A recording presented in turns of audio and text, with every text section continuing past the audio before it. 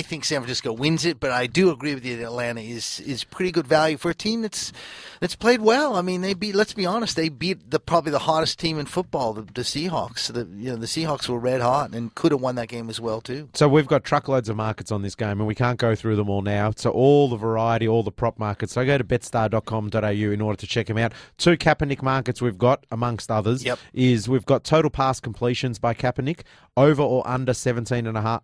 Over or under 17.5 completions. Okay, that's good. Yeah, that's a good one. And we've also got, will he score a rushing touchdown? No is favourite at $1.85. Right. Yes is the outsider at $1.93. Really? $1.93 Kaepernick scoring a touchdown. I like that a lot. Yeah. I may jump on that, Al. I like that. Oh, the Kaepernick markets have been really, really popular. Yeah.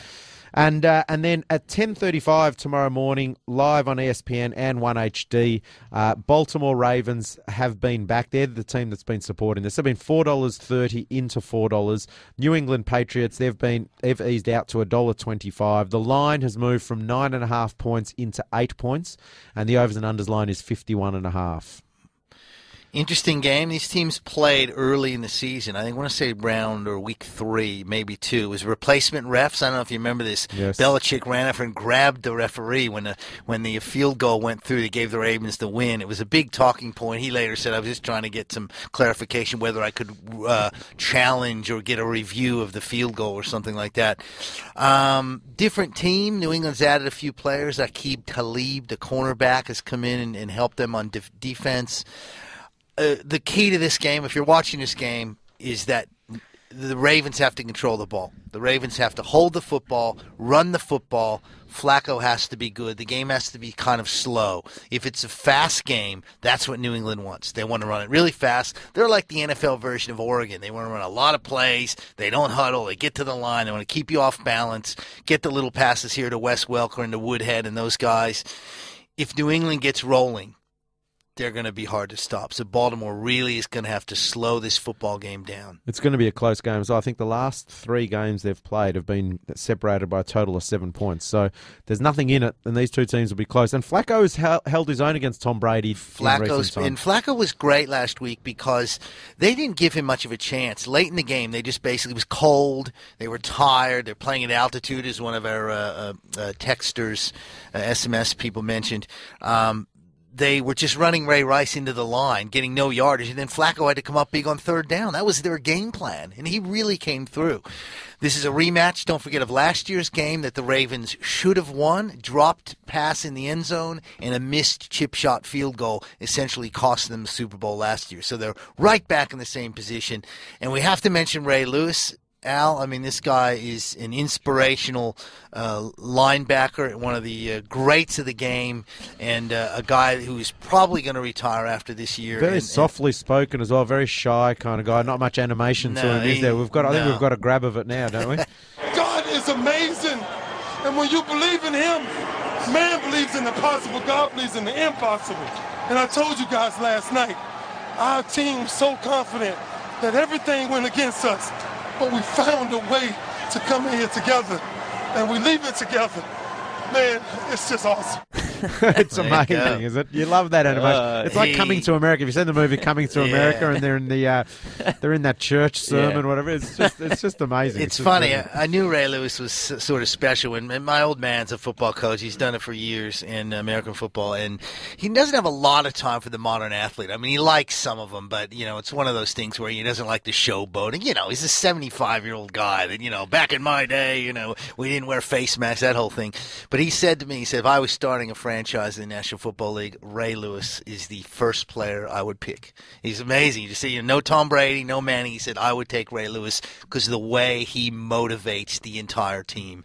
And he's an amazing individual and he, probably the best defensive player we've seen since Lawrence Taylor, probably. I mean, it's a big call, but he's just an amazing, amazing talent and motivator. So you've got that story, and look, you listen to that. You're going to bet against Ray Lewis? So you got to keep that in mind too. And there's a whole, again, same with this game, there's a whole heap of markers. I'm not going to go through them all. Go to betstar.com.au and you'll see them all. But one marker we have got up is a first scoring play. Baltimore Ravens field goal is $5. The Ravens touchdown is $4. New England field goal is $4, and a New England touchdown is $2.25. And if you're looking for value, a safety is $51 for the first scoring play of the match. I actually reckon, was it a safety first scoring play in last year's Super Bowl? Boy, that's a great. There was something like that. I don't think it was. There was a great story too from a couple years ago where somebody was ridiculous odds to score a touchdown. It was one of Pittsburgh's backup running backs, and somebody got hurt or something. He came in and actually scored, and it was a massive win for whoever bet on the guy. So those exotics are fun. Those bets are a lot of fun. I'm happy for someone to text in and tell me I'm wrong, but I reckon last year's first scoring play in the does ring Super a bell, Bowl Al. was a safety. We'll look it up. Just before we take a break, a couple of SMSs. I want Ravens and Falcons out. I got 30-1 with Betstar last week. Wow. The story for this game surely is a potential last game for each of Ray Lewis and best tight end ever in Gonzalez. Good story. I think this has the best story for the game. Good one. I agree. Great. Spillers says, don't forget Baltimore played 5.5 quarters last week at altitude, and they are an old defense. Tom Brady will light them up and win by 20. That is a train of thought. Has a city in the USA ever had or come close to NBA, MLB, NHL, and NFL winners in the same year? Was it Boston? Yeah, we talked about that, I think, a few weeks ago. Boston, I can't remember the year, but the Patriots, the Red Sox,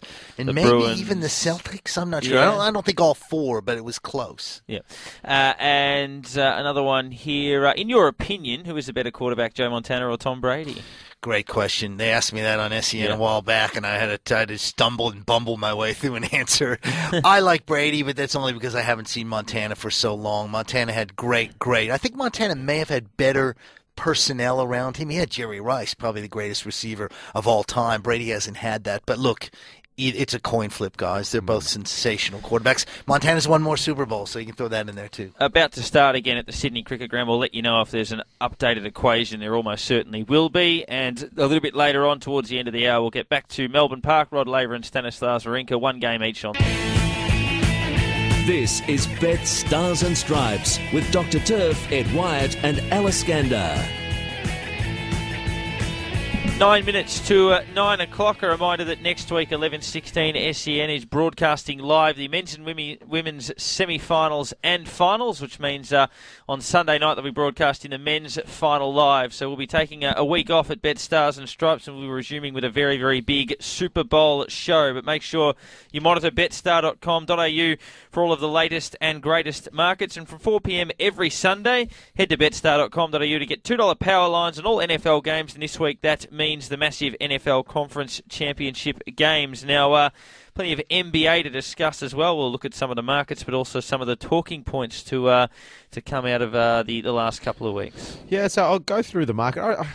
There's lots going on in the NBA. So we'll start. The favourite's still Miami Heat. They're $3 chance.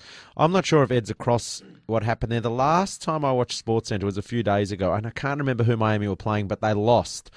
And Wade was sitting on the bench for the last 12 minutes. Yeah. And there was some talk of some conflict between Wade and the coach and why they didn't play him for the last 12 minutes, which I can't understand why you wouldn't. If He you want said to win he's a game, okay with it. Wade, I just read the story where Wade said he had no issue with Spoelstra doing that. So I'm not sure why he did Why it. would he, though? I don't know. I mean, it may have just been the team may have been struggling in a certain way. I didn't read it, so I can't really pass judgment on it. But look, long season, these things happen. I mean, I think. Look, you're crazy if you don't think the Heat are going to be there in crunch time. Yep. I mean, I know I say that all along, but really, the NBA and the NHL are about the playoffs. It's about getting into the playoffs, and then once you're in the playoffs, adjusting your team for the playoffs. So, the seasons are so long that you're going to have these troughs of, where you're not looking so good, and then these situations where you might even have some fighting, but it'll come good in the long run. So I'll go through the market and we'll go through some of the talking points, I guess, after that. So Miami Heat, $3. Oklahoma are into $4.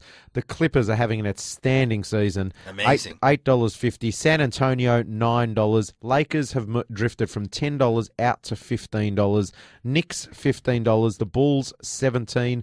Memphis, $21. Celtics into $34. And then we go $51 or greater. But the really big story for mine, and has been all season, has been the Lakers. And we've debated it all season as well, Ed. We've been discussing when they got a little bit rocky early in the season, we said, it's a long season, 82-game season, just brace yourselves, the Lakers will come good, the Lakers will come good. They're not coming good. The Lakers are 17-22 now. I think they lost their first 5 or 6 this year, like in January. I think they lost 4 or 5 or 6 on the trot, and they are really struggling. And the Clippers, for the first time I can remember, are a shorter priced favourite to win, or shorter priced, I should say, to win the NBA championship than the Lakers. Are the Lakers gone, Ed? Have you still? No, I'll tell you why. Because I'm looking at the playoff situation at the moment. Right now, the Rockets are in that final place at 21-21. They're in the final playoff spot in the West. The Blazers are 20-20. The Timberwolves are 17-20. The Lakers are 17-22. Now, do you think the Lakers can eventually turn it around and beat out the Wolves, the Blazers, the Rockets to get into the playoffs? Personally, I think they can. I think they turn some things around. They can grab that 8th or maybe 7th playoff spot, and then who knows from there. And then you're into the playoffs, and then you're into a short court, having to stop Kobe, if Howard's right, if Nash is right. I've said this before on the show. I've been burned in the past as a Trailblazer fan where the Lakers, we got them this year, and the Blazers roll up big numbers, and you get in the playoffs, and then the Lakers, it's showtime come playoffs. So I still think, look, it's not ideal, and I don't suggest that they're sandbagging by any way, shape, or form. They've got real issues, and they've got real problems. Howard's injury was one. The chemistry, is Kobe doing too much? Is the bench deep enough? All that stuff. But I still think come playoff time, they're going to have something to say. I don't think they're going to win it, Al. I'm not suggesting they're going to win the NBA title. But I do think, let's be honest, the Clippers haven't been there. The Clippers haven't done what the Lakers have done. So it comes down to the Lakers and Clippers in the playoffs at some point. I'm not convinced the Lakers don't win that series. I think you're still scarred from your Portland Trailblazer days. And no doubt. And I think that if their losing streak of 5 or 6 in a row was a month ago, and they'd got stuff that got their stuff together, and they were sort of back on track, I can hear your argument. It was 2 weeks ago, yeah. And I think that rot may have set in. Miami, when they got all the stars, when they bought a team and bought a franchise and put them together, everyone thought they would win it first year out. They said this is an all-star lineup here. They will win it first year out. They didn't. They took them a year to gel and to get that chemistry right. Howard, I'm not convinced on. He's on a short-term contract. Is it a 1-year contract or it's a short-term contract? He may not be there for the long haul. It's a good point. He's not a team player. I'm just not convinced by that. I think that there's real problems in Tinseltown. Look, I'm probably running that jaded journalist thing out, thinking at some point they're going to come good. You may be right. We may just have the same conversation, in a pub in 3 months' time, and you'll be proved to be right. But for some reason, I think they may pop up again. So the other dynasty club in the NBA, we're going to go over to the East Coast now, is the Boston Celtics. Yes. They are 20-19. Is it just a matter of aging list? They've been there, done that. Well, that's a great question, Alan. And to be honest with you, I would be lying if I said I watched a lot of the Celtics. I have not seen as much NBA as I've liked. I normally ramp it up now once the NFL and college football ends. There is that aspect of it. There are some chemistry issues there. I mean, the other factor too is the Heat, the Knicks, the Pacers are playing well. The Nets, we know. The Bulls are starting to play some good basketball. The Hawks have always been there. So it's a competitive conference, the Eastern Conference. And I think you're right. I mean, I think the Celtics have had some problems. I'm not sure what's going on with KG, that whole thing with him and Carmelo having that argument. And, there's some stuff surfacing about that. But, look, I would be lying if I said I could analyze it at the moment because I just haven't watched enough of it. But they're definitely got some issues, without a doubt. And we've got the NBA All-Star Weekend coming up in a couple of weeks. It's not 2, it's 3 weeks. Do you think that still gets the traction it used to get? I remember when I was a young kid, and particularly in the year that Magic came back. Remember he got HIV. He was out for the season. I think it wasn't the end of that season. It was the following season. He came out and played. He won the MVP. NBA All-Star Weekend was as big as I can remember. Maybe I'm a little bit nostalgic. Is the NBA All-Stars as powerful today as it was 10 years ago? They've made it a weekend, so I think you've got some shooting things and, got dribbling skills and concerts. So they made it into a big event. I'm not convinced it is. I mean, I'm not a big fan of All-Star games in general. I used to love the baseball All-Star game, but that was because the two leagues never played each other, and the only time you saw the American National League play was the World Series and the All-Star game. Now there's interleague play. You kind of see it more. So I think they've all sort of lost their luster. We've seen the Pro Bowl, the issues that's had. I mean, that's all but, people have essentially given up on that, really. So I think it's an issue.